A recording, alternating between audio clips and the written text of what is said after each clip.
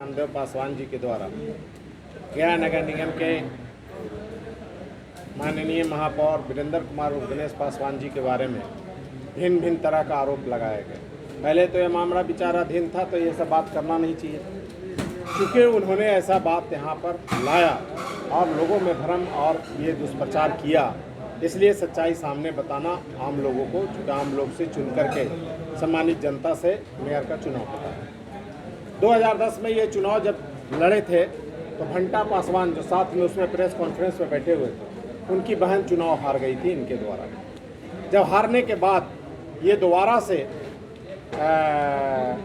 Mayor बन गए। इस बीच में भंटा पासवान ने कई जगह केस मुकदमा परिवाद दायर किया, राष्ट्रीय मानवाधिकार आयोग से लेकर के राष्ट्रीय महादलित आयोग तक, जिसमें यही एसपी साहब का कार्यालय और डीएसपी साहब का कार्यालय से दो बार इनको दुसाध पासवान जाति घोषित किया जा चुका है।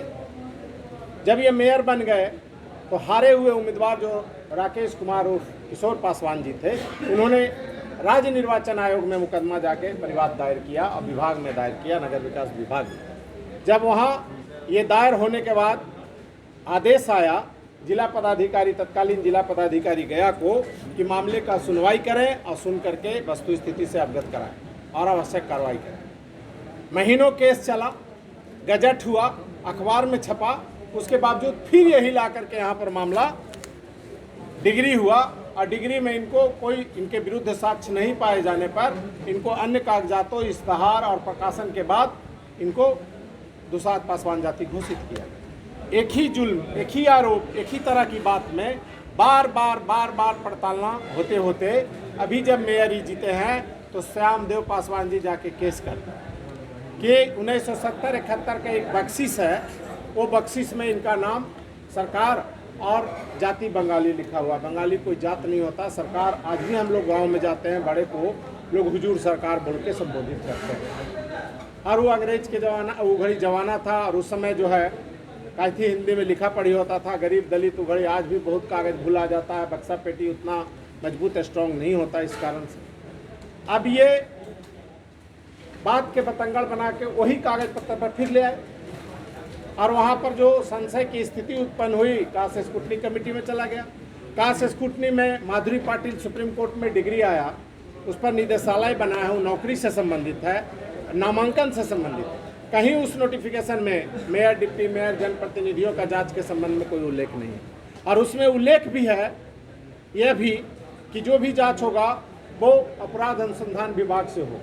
चिट्ठी आ गया यहाँ पर सिटी डीएसपी साहब, थाना प्रभारी डेल्हा और थाना डेल्हा के एक जमादार साहब उसमें सदस्य बन गए।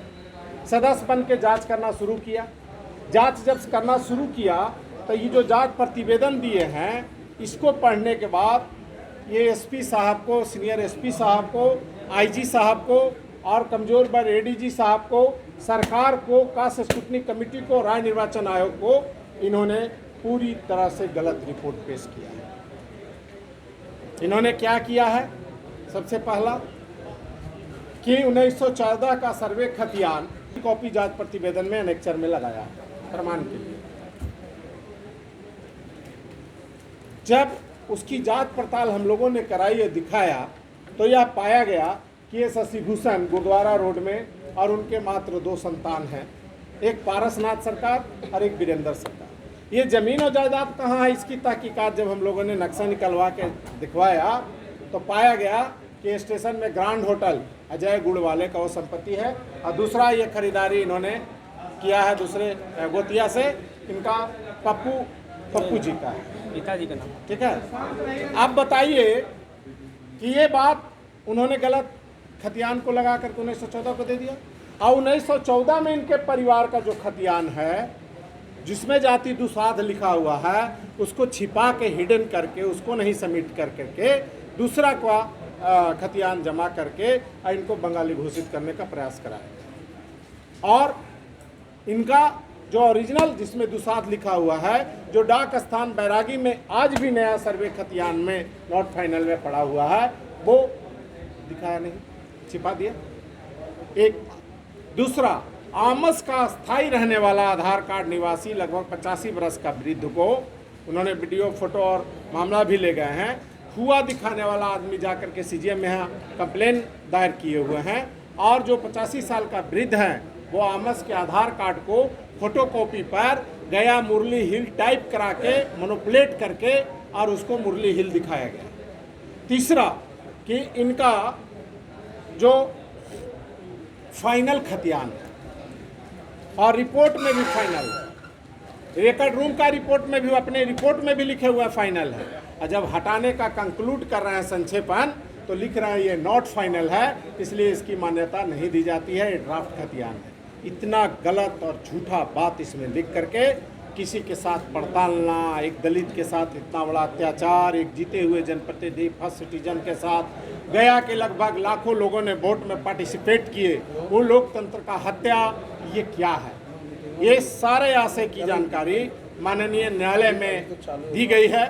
माननीय न्यायालय ने इसको देखा है और 226 जो उनके पास शक्ति प्रदत्त है उसके तहत प्रोनाउंस नहीं हुआ है। कोर्ट में जो बातें बोली गई है वहाँ पर कंप्लेनेंट के भी वकील थे, वहाँ पर राज्य निर्वाचन आयोग के भी वकील थे, वहाँ पर माननीय अधिवक्ता राज्य सरकार के भी थे।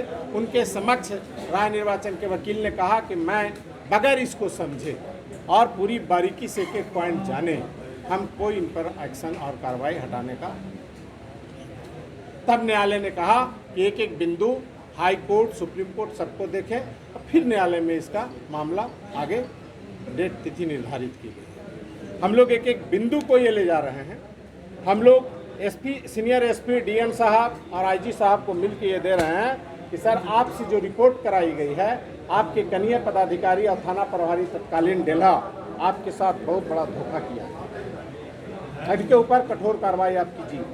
ये पब्लिक में लाएंगे, सबके सामने लाएंगे कि दूसरे का संपत्ति और दूसरे का खाता खतियान को ला करके और गणेश पासवान से जोड़ करके रिपोर्टिंग कर दी गई। आमस के गवाह ला करके, आमस के रहने वाला को आधार कार्ड को मैनिपुलेट करके यहाँ दिखा दिया गया। जब इनका फाइनल खतियान है जिसमें खुद गणेश पासवान, वीरेंद्र कुमार जाति दुसाध हैं, उसको झूठ लिखे यह नॉट फाइनल है।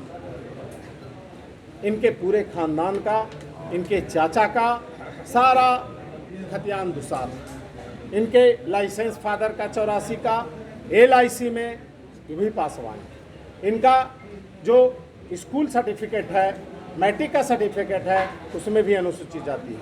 सब कुछ रहते हुए और कई बार केस मानवाधिकार आयोग, महादलित आयोग और निर्वाचन आयोग और जिला पदाधिकारी द्वारा सेटल है, पूरी तरह जांच पड़ताल की हुई है, उस पर फैसला आया हुआ है, फलाफल निकला हुआ है, उसके बावजूद भी ये तबाही और इस तरह से प्रचलित किया जा रहा है और ऊपर से प्रेस कॉन्फ्रेंस किया जा रहा है। यह मामला कुटरचित करने का, साक्ष्य को और कागज को बदलने का, यह मामला पूरी तरह धोखाधड़ी 420 का।